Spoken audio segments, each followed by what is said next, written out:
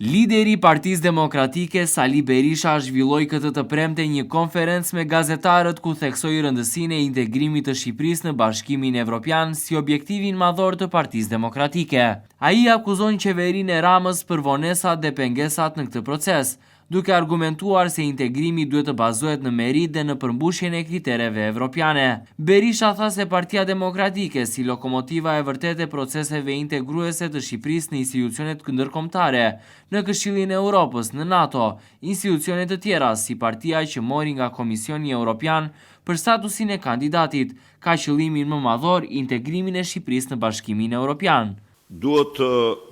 garantoj qytetar shqiptar se Partia Demokratike si lokomotiva e vërtet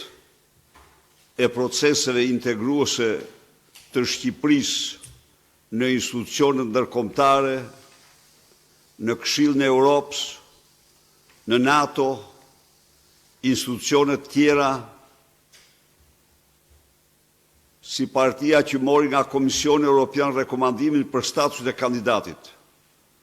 ka qëllimin më madhor integrimin e Shqipërisë në Bashkimin Evropian. Por theksoj dhe njëherë, kjo parti e konsideron këtë proces fundekrye të bazuar në merit, çka do të thotë të bazuar në dy shtylla kryesore, në funksionim në shtetit ligjor, në shtetin ligjor funksional, që parakupton liri dhe drejtat shqiptarëve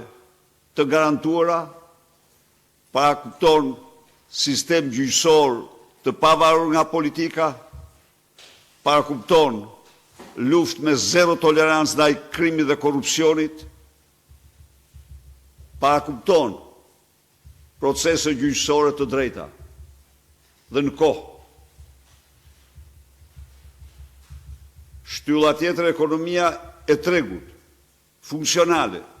Sali Berisha nënvizon se shteti ligjor dhe një ekonomi tregu funksionale janë shtyllat kryesore për këtë rrugëtim, ndërsa e cilëson qasjen e qeverisë aktuale si një pengesë që çon vendin drejt së shkruarës, jo drejt BE-s.